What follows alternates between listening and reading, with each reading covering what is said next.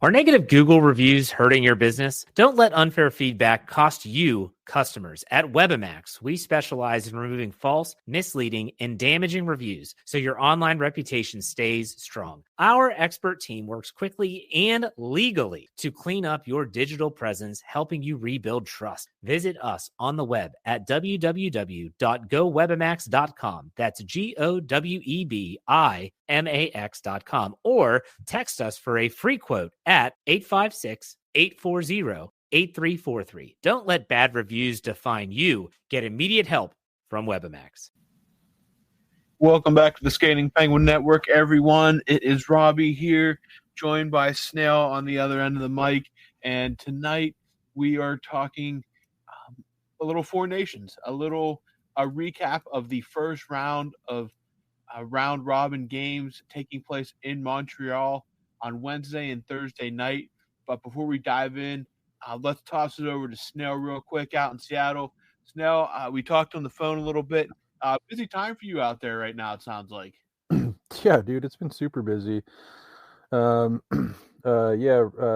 partner and I are taking on a little bit of like a zhuzhing of a space, a remodeling maybe, if you will. And dude, I don't know if Robbie, you have any familiarity with being like a general contractor or something like that. But man, when you're juggling phone calls and different people are coming by and just throwing itineraries at you and money like dollar signs being like it's going to cost this, cost that, budgeting, it's kind of, dude, it's hectic, man. I believe that. I am not a general contractor. I'm a house painter, which my buddy and I always joke is a glorified house cleaner.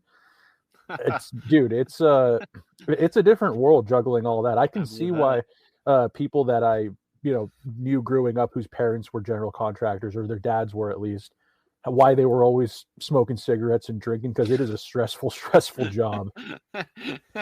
So it's not something that you're in any rush to dive into. You're fine with being a quote unquote glorified house cleaner. Exactly. As your day to day. Yeah. I mean, I live with my brother, and he bought the house that we live in, and he is luckily a good with tools and building and stuff like that. So he does that all himself. But just from seeing him, I know that he doesn't do it full time, and I don't think he'd want to do it full time, even though he generally likes it. He'll keep it as more of a hobby, because you do one thing and then two other things add on to it, and it's definitely a bit frustrating. But doing it for a living, definitely a reason their fingernails are dirty. Yes. Smell like a pack of cigs, and go home every night and crack open a couple cold ones just to be able to get going the next morning. But exactly, they need that in order to sleep at night, because if you that evening you're probably just thinking about the tasks that you haven't even gotten to the next day, and it's like, I'm sure maybe there's somebody listening that's just scoffing and laughing at us on their drive to work or something, and they're just like, that's nothing. But yeah, dude, early risers, go to bed late, take your homework or take your work home with you. That's a lifestyle that I deal with a little bit, but not on. I couldn't imagine juggling all of that. I can see why they're typically grumpy people. But enough about me, Robbie. How are things out there in Western PA? Good. I mean, it's wrapping that up real quick. I mean, I'd take an easy job like being a mailman or something over being a general contractor. But out here Brian in Western, might have some words for you. Yeah, maybe. Out here in Western Pennsylvania, it was actually a beautiful day today. It was cold, but sun was shining. One of those days where it's cold outside, but the inside of your car is like a sauna, and you can't regulate temperatures at all without keeping the window down a little bit. One of those kind of days, but an absolutely beautiful day after a pretty crappy week of snow and ice. But beautiful out here. We had some hockey this week, but not Penguins hockey. The Four Nations kicked off, and before we get into the games individually, Snail, what was your takeaway from these first two games? I thought it was great hockey. Like, it was good watching. It wasn't soft. It wasn't all-star game like. It was pretty good product, I thought. What about you? Yeah, I thought it was actually I was a little apprehensive of what it was going to be like. You can tell that, again, these are guys that don't play together all the time. There was definitely some moments where it was a little choppy, but I thought it was very entertaining. Even the United States game, I had the Kachucks doing their little shithousery, getting on, like, that was a chippy start to that game. Within the first couple minutes, they were pushing, shoving, gloves in the face washing. Oh yeah. A very physical game there. A lot of good hitting, a lot of just, again, you're not going to get, I mean, there's so much skill on the ice in these games because these are basically super teams. So you're not going to get necessarily the grind it down kind of hockey, but the skill is out there and they're playing. You put that crest on these guys' chests and it turns them into just absolute freaks on the ice. Like, they love playing for their countries, and you kind of saw that in both games. You saw a lot of emotion, a lot of really good hockey out of both of these games, I thought, and it's going to get really good on Saturday, which we'll talk about a little bit later. But we'll start with the opener, Canada and Sweden. Before the game even started, they introduced Mario Lemieux. The crowd goes absolutely nuts. A great moment there. It felt like hopefully that's not the peak of this tournament, but this game was a very good hockey game. Goal scoring, great goaltending, overtime action. I think we saw why the NHL needs to go to 10-minute 3-on-3 overtimes as soon as possible. But Canada squeaked this one out 4-3 in overtime. My takeaway from this one was trade for Mitch Marner. Really? That's what you took away? Get him in Pittsburgh, baby. Let him and Crosby form their telepathy. Marner looked great in this game. Crosby obviously was a superstar in this game. He just, man, that power play within the first minute, McDavid, Crosby, McKinnon, I mean, it's just going to be impossible to stop if they're connecting. I love how they include McDavid in on that because he did touch the puck, but you saw the main thing on display was the chemistry between McKinnon and Crosby. Yeah, I mean, that could have been Eric Gabranson who touched the puck first and got it to Sid.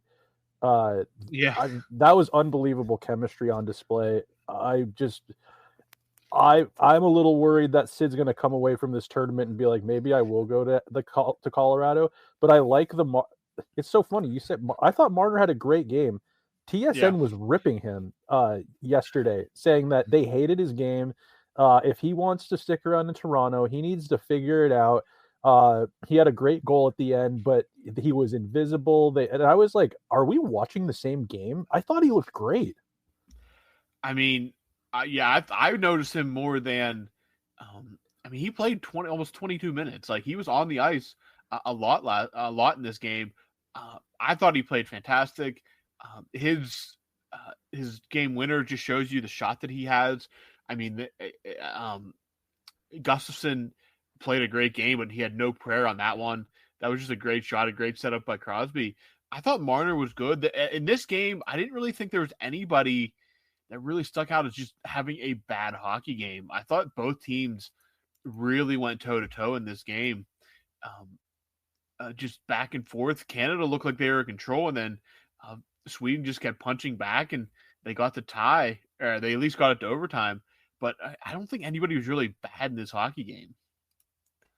No, I was worried about Binnington, but Binnington in overtime was electric. He was making every save he needed to. Yeah. It was crazy. And you see why Binnington has a cup.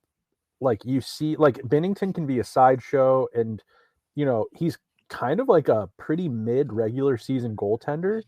But when the game gets elevated and there's like something on the line, he turns into it. He's a battler, man, and that was crazy to see. I had a little more respect for Binnington after that performance. Yeah, there was one moment where he was like knocked over in the crease after like a whistle or something, and I really thought he was going to get up and just start, how Jordan Binnington can act in the moment. Yeah, just completely. But he does it in such like, it kind of comes off as childish sometimes. Maybe it's because he has a baby face. He just doesn't look like. he just kind of looks like a whiner, but no, he held in there, and a big save on Mika Zibanejad in overtime to keep that, give them a chance to win. But the scoring here, real quick, Nathan McKinnon gets that first one on the power play from Crosby and McDavid, and then Brad Marchand, who was super pumped to be on this team. This is really his first foray into it. It was crazy to think about his first foray into best on best hockey or international hockey. He gets it. It makes it 2-0 from Braden Point and Seth Jarvis.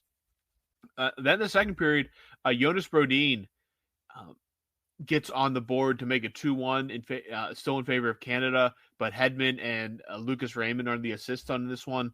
And this goal was nothing spectacular about it, but Ricard Raquel didn't get a point, but made a great screen to help set up the goal. And then Crosby, this is maybe the most vintage Crosby play of the entire night. Bears down on Gustav Forsling after taking the puck on a turnover, and just finds Mark Stone, who smart hockey player, made a smart hockey play, got his stick in position and fired it home. It's 3-1. I had a feeling this game was over at this point, but credit to Sweden for fighting back. Adrian Kempe opens the third with a goal from Erik Karlsson, and Matthias Ekholm. And then Joel Eriksson Ek ties it with about 10 minutes to go from Jesper Bratt, and Raymond gets his second assist. But then in overtime, as you know, Mitch Marner takes that feed from Crosby. And when Crosby made that feed, man, that is a pass in the 3-on-3 situation where you better make sure that you know where that trailing guy's at. Because if you pass that to no one, or there's a line change going on, the other team's going the other way with, at best case scenario, it's a 2-on-0. If it's worst case scenario, you might be looking at 3-on-0. But he, eyes in the back of his head, Marner skates in, Crosby gets back on side, and then Marner picks a corner on Gustafsson. A really thrilling hockey game with, I thought, great all-around play. And when I saw the way these teams were playing, I'm like, I'm sold. Let's go. This is going to be exciting. Yep. Savvy play by Crosby. I was just like, that game had me on the edge of my seat. It was great hockey. Couple things too I wanted to add. Like, dude, I think, like you said, just to kind of like mime you, 10-minute overtime. Just why not? Yeah. And the other thing was, why not change the point system while you're at it? 3 points for regulation, 2. You know what I mean? And it's what insane is it? that it's like, it's so obvious. I think that, like, you're seeing it now in this situation where it works so much better. What about the point system? Like 3 points for a regulation? Okay. Yeah. Dude, I think that makes obviously, more sense. I mean, obviously 3-on-3, 10-minute overtime should be standard, but the point system, it just like you said, it makes so much sense. It forces, I think it puts much more emphasis on winning in regulation, obviously. Not that there's not an emphasis now, but man, that's like a massive, massive difference, especially in like a tight playoff chase. And it really, it makes the playoff races more exciting, because you might be in a position where you kind of saw it last year. I think it was Minnesota that was pulling their goalie in overtime to get extra guys on the ice and risking a point. Whereas in the regular season, if you have a 3-point differential, you might have teams in a tie game pulling their goaltender and risking all 3 points, just because you have to take more risk for that extra 3 points. I think the 3-point system should be implemented. Obviously, the 3-on-3 extended overtime, and players are even saying that should be implemented, and hopefully we get some of that. But I've been an advocate for the 3-point system for years now. I just think it makes the most sense, especially when you have the loser point still in overtime. I just think it rewards regulation wins even more than an overtime win. Yeah, and there's the regular season is so long, and there's so many lulls in the regular season. Like, it's a long season. You need to put a little bit more emphasis, I think, on regulation wins. And you're looking at how tight the race is. I mean, the Penguins might be in a not so fortuitous spot with that scoring system, but I think the urgency that it creates, every game means just 1 point more. Yeah. And like, why not? I think that I think that this is the first time I've ever really thought about it. Maybe we talked about it one time when We may we had have in a mailbag or something. Yeah. we had a mailbag one time and we were talking about what things should be changed. And maybe it was you or Garrett talked about this, but it just makes so much sense, I think. And Yeah. going forward, why not? Yeah, I mean, look at a team like, I mean, say you win 50 games in a year. I mean, that's 50 extra points. Much more emphasis on winning in regulation, which I think is good for hockey. Just in general, I think the more games, obviously, the vast majority of games do end in regulation, but I think the more games end in regulation for any sport is probably for the best in the long run. So Canada wins game 1, 4-3 in overtime. And then the next night, the United States makes their debut against Finland. And back in Montreal again, one thing I do want to say about both these games, I thought the crowd was spectacular. Dude, the crowd's amazing. It adds so much to the viewing at home. The crowd pops. Yeah. It's awesome. It's Yeah. I love it. Play every game in Montreal. I'm just kidding. Yeah, Montreal itself is obviously prime time from a fan perspective. You know you're going to get a rowdy crowd. You could play like a junior, like 10-year-olds could be out in the ice, and you would have insane crowd pops just from everything. Thought the crowd was fantastic for both games, even though there was no home side in the second game. I thought the crowd for United States Finland was highly engaged, but the United States, after a tight 40 minutes, really pulls away in the third period here. The scoring here real quick. Finland actually opened the scoring. Henry Jokiharju gets one past Connor Hellebuck, and when this went in, I'm like, man alive, because Brock Nelson at this point had already rung one off the crossbar. Juicy Saros had made a couple big saves, and my thought was, if we get playoff Hellebuck and Juicy Saros is on his game, this could be one of those grinded out 2-1 games. But Brady Tkachuk scores about 3 minutes later, bounces one off Saros actually on the Jokiharju goal. Mikael Granlund and Oli Mata. So Penguins former Penguins well represented here with the assist here. But then Brady Tkachuk, the start of his big night, he gets his first goal from Matt Boldy and Zach Werenski. It's 1-1 after a period of play, and it looked like it was going to stay like that through the second period. But with just 3 minutes left in the second, Matt Boldy deflects one home off a shot attempt from Minnesota Wild teammate Brock Faber, and Kyle Connor gets the second assist there. And then the third period, they just poured on 3 goals in the first 3 minutes, starting 15 seconds in. Matthew Tkachuk gets on the scoreboard on the power play. Werenski and Jake Gensel gets the assist there, and then Jake Gensel gets the goal, his goal from Austin Matthews and Jack Hughes, that first line coming through, and then Brady Tkachuk on a beautiful give-and-go pass play with Jack Eichel puts one past Saros to make it 5-1, and then brother Matthew, again, his second goal of the period and second on the power play to wrap up the scoring from Werenski and Eichel as well. And, man, it was a slow start. Saros was playing well, but when the United States team started, when they started opening the floodgates, man, they just kept coming one after another. I know. I don't know if you thought this at all, but my eyes were on Sullivan a lot of this game. I was trying to see how he. When Gensel was on the ice, I can only imagine Sullivan just loving every moment of that. I think so. And then you see how Sullivan's system works so well. With good players? With good players. With great players. And I don't want to turn this into like a whole Sullivan conversation. I'm not even saying that he should stay in Pittsburgh just because we know he's a great coach. We can, again, coaches, there's great coaches that get fired all the time because the message runs stale and whatnot.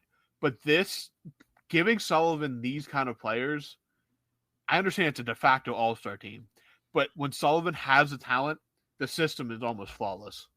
It is. I mean, that wave after wave of and the forechecking. Yeah. And when he's got some players with some sandpaper that can actually play at a high level, I mean, dude, it's just like, God damn. It really makes you think about how the Penguins have really fall. Like I think he's just man.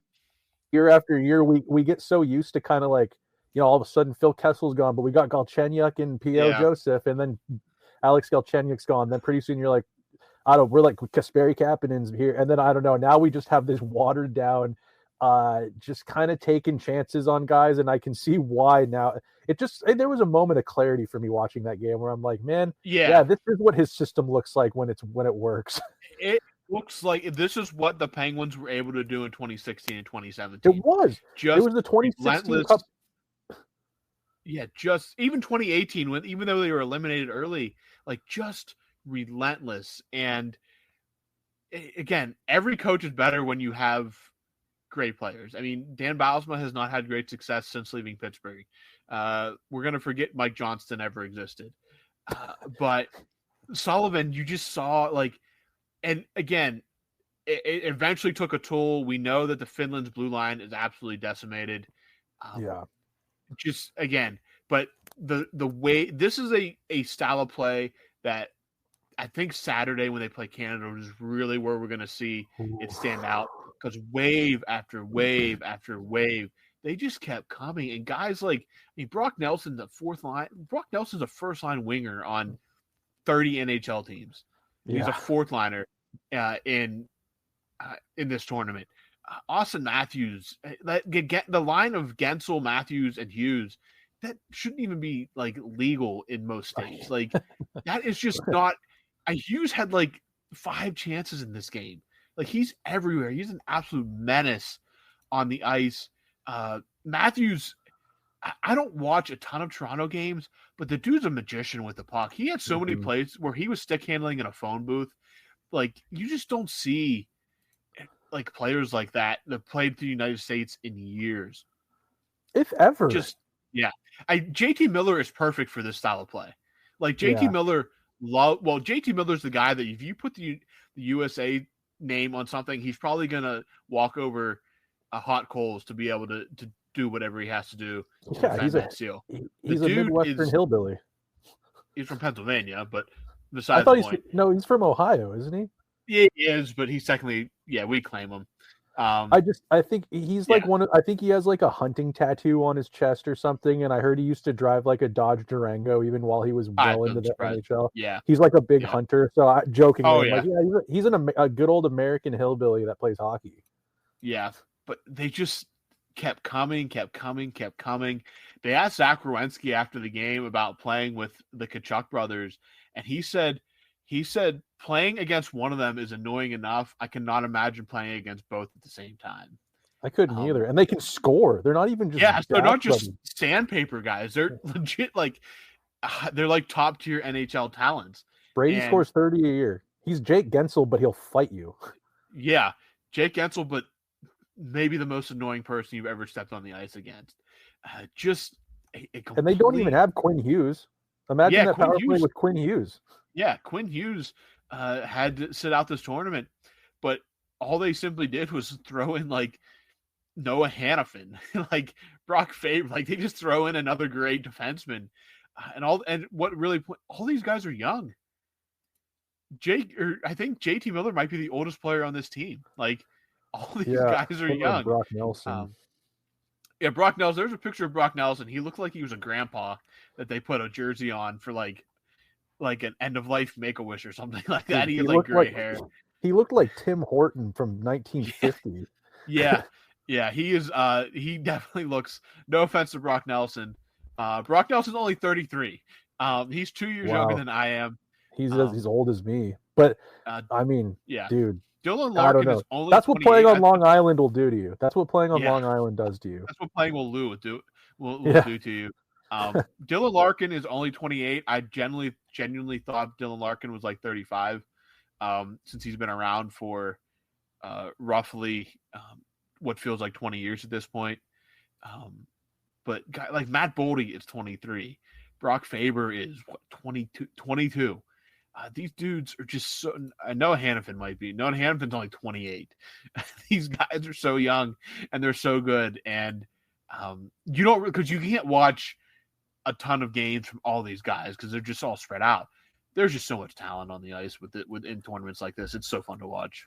I know, it's crazy. Like, yeah, Dylan Larkin, Brock Nelson on a fourth line playing like 6 minutes a night, and they just are bought in doing what they need to do. Go hard on the forecheck, strong on pucks, good defensively. It's just crazy. And yeah, seeing like Austin Matthews and Jake Gensel with Jack Hughes as a winger is like, I don't know. Like, how do you contain that? You don't. I mean, you hope that your goalie can make the save. You just have to kind of. It's more about limiting chances than completely stopping them. But I thought the United States looked fantastic in this game after a little bit of a sluggish start. But when they come in waves like that, it's tough to sustain that from a defensive perspective for 60 minutes. They just keep coming. And that's what killed teams, the great Sullivan teams in Pittsburgh. That's what absolutely just killed opponents, is you just could not last for 60 minutes. It was too much. It was just too much on the body. You wore down to the point of exhaustion, and then after that, they just absolutely took over the game. Yeah, and they would pile it on too. It was like it. They don't get like a 2-goal lead and then just sit back on it. No, they would make you hate life and embarrass you in the process. It's crazy to see it in action, but dude, like we're recording on Friday, Valentine's Day, the 14th. It's, I don't know, 8:00 out east, or no, maybe almost 9:00 out east. Yeah. It's about 6:00 out west. This is supposed to be like a fun thing, but tomorrow is shaping up to be maybe must-watch television, whether you're a hockey fan or not. I just think they've set the table. They both have won. They've both got their points. Yeah. Obviously, Canada in overtime, the U.S. outright. I mean, dude, I'm like nervous for tomorrow. It feels like playoff hockey all of a sudden. It does kind of feel like playoff hockey, and I mean, tomorrow that crowd is going to be full tilt. They're giving Montreal, whatever Montrealites or Montrealans or whatever the word is, Quebecios, they're giving them the habitants. Yeah, they're giving these Canadians all day to drink and get ready for this hockey game. God. And everybody is focused on this game, rightfully so. That early game, that is two teams that do not like each other either. It's Finland and that is like a must-win hockey game for both teams. That is going to be unhinged hockey. Everybody, you kind of get a vibe like the Scandinavians are all polite and nice and stuff. Dude, they're going to be at each other's throats from opening puck drop. And then, yeah, you're going to have crowds that are at full tilt for almost the entire day. Saturday is going to be one of the best days of hockey in a very long time, if you're a fan. And I highly suggest tuning in. If you're a hockey fan, tomorrow is like, dude, you're strapping on a feed bag like a horse, and you will be in front of the television gooning beers for 12 hours. It is just must-watch hockey television, and I cannot wait for it. That's another thing is, like, you know, here in North America, we're really concerned about the evening game. But if you're a hockey fan, that first game is setting the table. The Finns and the Swedes, that's the second biggest rivalry. I mean, I guess in this tournament, because, you know, there is Russia, there's rivalries with Russia, but in this tournament, I mean, there can only be a couple of rivalries in this with only 4 teams, but historically, Sweden, Finland is like insane. Dude, Erik Karlsson might look like Bob Probert reincarnated tomorrow type. Like, these guys hate each other. Yeah. Yeah, this is that first game is gonna be absolutely wild. And it's going to be it's going to be Christmas for hockey fans on Saturday, because you have 2 rivalry games, great scheduling here. Obviously, definitely just a complete coincidence as this is scheduled on a Saturday, that these 2 rivalry games. You have 2 must-win, 2 teams that are facing pretty much a must-win, and then you lead in a little break to kind of collect yourselves. And you lead in then to the North American showdown between Canada and the United States. The Bell Center crowd is going to be obviously extremely pro-Canadian, but I think that's just going to fire up this American squad, and I think that's for the best that this game is being played in Montreal, because it's going to be absolutely full tilt for 60 minutes and really 120 minutes of great hockey tomorrow. You better tune in if you're a hockey fan, because it's going to be a great day. It's been a while since we've heard from our listeners from overseas, but you got to think like, you think they plan that early game on Saturday so they can watch it over there at like a regular hour? Oh, I'd say so. I mean, that's going to be facing off at like 7 o'clock over there At night or in the morning? at night. Yeah, they're about That 6 might be hours ahead. primetime TV for them. Oh, that's primetime TV, man. You know they're going to have all day to sit back and go to their bars and drink whatever the Scandinavians do. And what do they drink? I don't know, probably vodka. Probably. But then they got to get out of their igloos and head to their local establishment and ice skate down to their pubs. Yeah, strap the skates on, skate down the road to the pub, and have some brews or whatever they're. What do they drink over there? I don't know, probably that or some completely random beer that's brewed in like the Arctic or something like that. I'm sure, but it should be a wild. They drink schnapps. Oh, wine. Okay, I don't even know if this is like I'm not asking what Swedes drank in like like back in the day, but like it says here like they've got like Baltic porters and they've got glog, which is a hot spiced wine and liquor punch served in Scandinavia. They're all Vikings up there, so they're probably drinking like some heavy stuff. Porter, if they're drinking porters, they're definitely getting tuned up pretty quick. But and the Finns drink vodka. They're much like I don't want to say they're like the Russians, but they are. They probably get that from their neighbors. But no, it should be a fantastic hockey game, fantastic day of hockey in general. Who do you got tomorrow? So I said, and my prediction was United States wins the entire tournament, but they lose. They beat Canada in the final, but lose to Canada in the first matchup. So I'm going to take Canada 3-2. I'm going to say in regulation, but I'm going to say most of the scoring comes in the second period. I think they really grind it down. I think the third period is chaos. But I'm going to say Canada 3-2, and I will take Sweden. Give me 5-2. I just think the defense for Finland is just too much of a. And Sweden looked legitimately like really good in the in that first game too. Really fought back. So give me Sweden 5-2. I like your picks. Yeah, I think I'm going Canada, but I think it's going to be a nasty close game, and it's going to end in regulation, but barely. I think I'm not trying to copy you, but 3-2 is I think probably what I would say anyways. I'm going to piggyback your pick there, and then I think Sweden's going to blow Finland out of the water. I've been, for some reason, this just keeps coming in my head. I've almost said it like 10 times. Dude, Mika Zibanejad is like not that great anymore. No, he had like, one good chance against Canada, and that was about it. He's not. He used to take over games sometimes for New York. And he's just like, I don't know he's not fast. He's not, but anyways, I've just been like a dog trying to, like, I'm just with a treat in front of it. I just like, my hot take is Mika Zibanejad is just not great anymore. But I do think that Sweden is super stacked. I think that they're going to just wipe the floor against Finland. And I'm going to go with, what'd you say, 5-2? I said 5-2, yeah. Okay, I'm going to go, I think it's going to be 3-0. I think that, dude, that goaltender Gustafsson is unreal. He's great. And it's not Keith Kincaid. It's Keith Kincaid.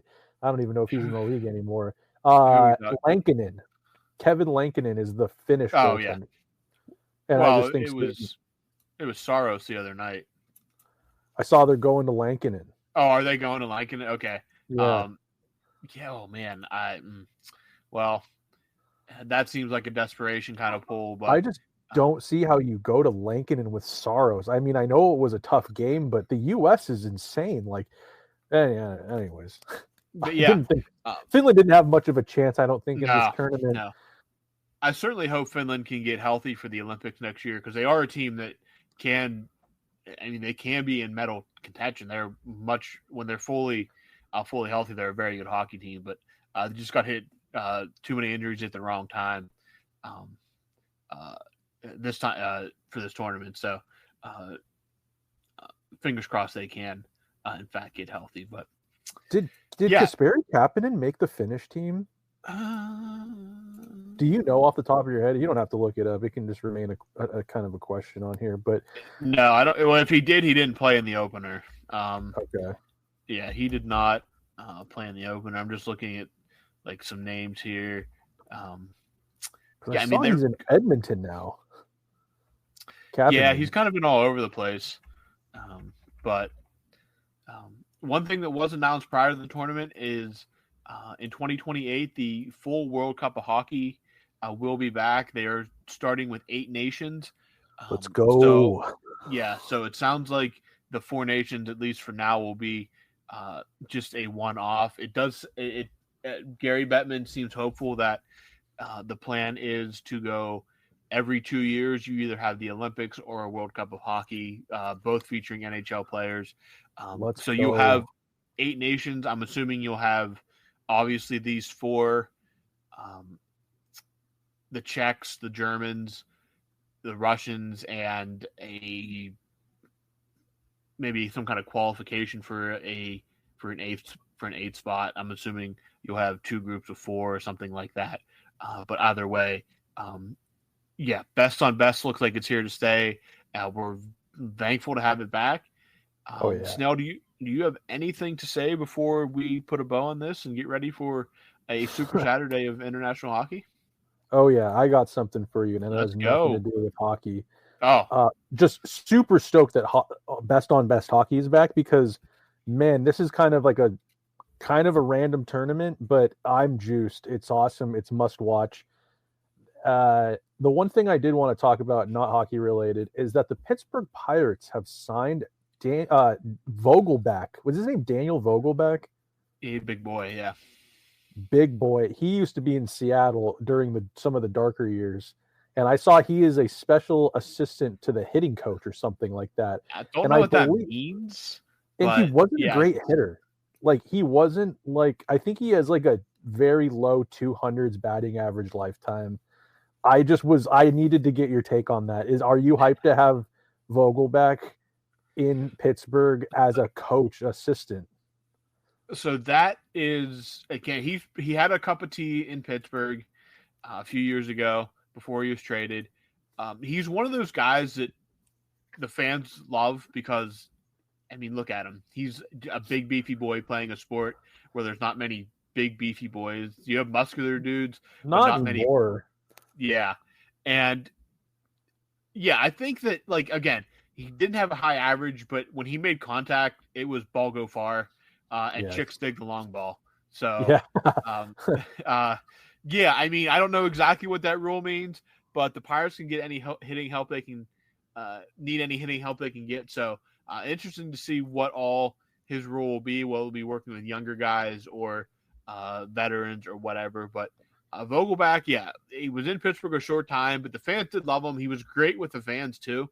Was never he seems like a good character guy.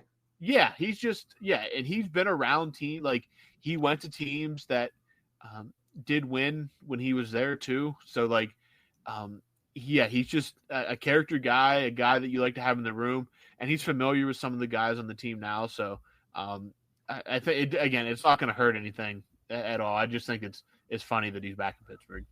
I'd like to see what the the accumulative weight of the team looks like after he starts getting in the ears of some of those kids. Maybe the average weight of the team goes up 10 pounds, because he might teach you guys not only the art of the swing, but he might teach you the secret menu down at the local fast food joints and tell you the stuff that they don't got on the menu. But I just saw that and I thought it was funny. He's a great guy. He was in Seattle. Like I said, I was familiar with him. I didn't like that they let him go, but I don't like anything that the Seattle Mariners do. Anyway, I had to get your take on that because, man, I thought that was interesting. Yeah, I definitely get that vibe from Seattle fans that I've seen, that they have some consternation around ownership. But hey, that's what it's like being a Pirate fan. So welcome to the club. Yeah, that's something that again we can all kind of relate to. It's at least the Pirates have won a World Series. The Seattle Mariners have not. So we got you beat there. Yeah, that's true. You had Ken Griffey though, so I give you that. That dude, in all in the same year, we had Ken Griffey Jr., Alex Rodriguez, Randy Johnson, Omar Vizquel. We had all those guys, and we also had not the same year. He came the year they all left, but then they also had Jason Varitek and David Ortiz in their minor league system, and they never ended up. They traded them, so it's like they've had some of my favorite players, some of the best baseball players of all time, in the same dugout at the same time, and just soiled themselves. They had Felix Hernandez too, and Felix Hernandez is one of my all-time favorite pitchers. They wasted his career. I watched his perfect game. It was like an MLB free game of the day, and I watched it at work because it was a day game. And no, he's always been one of my favorite pitchers, just because he always deserved to be in a place where he should have been able to make the playoffs. And they also had Kyle Seager too, and Kyle Seager was cool. It's so funny. I just was telling my buddy, I was DMing with him yesterday saying, remember when they wasted Kyle Seager's career? And he hates Seattle now. Kyle Seager has a lot of really colorful words about Seattle and how that organization is running. Seattle the city or Seattle the franchise? Not the city. Maybe, I don't know. He might feel a certain way about the city, but it was the organization. And I'm just like, welcome to the club, Kyle, like everyone else here. Now that he's a fan, he can say what all the other fans are saying that have been saying for years. Yeah, exactly. That as well. Yeah. Mark my words, Robbie. Vladdy Jr. is not going to sign with the Toronto Blue Jays. He's going to get traded, and he's coming to Seattle. That would be quite a pull for Seattle. I think Seattle, they want to win, but they're also afraid of making the risk that it takes to be a winner. They're cheap. Yeah, but. Anyways, that's all I got. But dude, so pumped for the game tomorrow, tonight, whatever day it is when you're listening to this. USA Canada, let's fucking go. That wraps our recap of the first two round robin games of the Four Nations. Saturday, like we said, which is when you're probably going to be listening to this anyway. Saturday, you have Finland, Sweden at 1:00 Eastern time. United States, Canada at 8:00 Eastern time. Two big rivalry clashes. It's going to be great hockey. So make sure you guys tune into that. And then we will also have recaps of those heading into the new week. So for Snail, I'm Robbie. We will talk to you guys here down the road.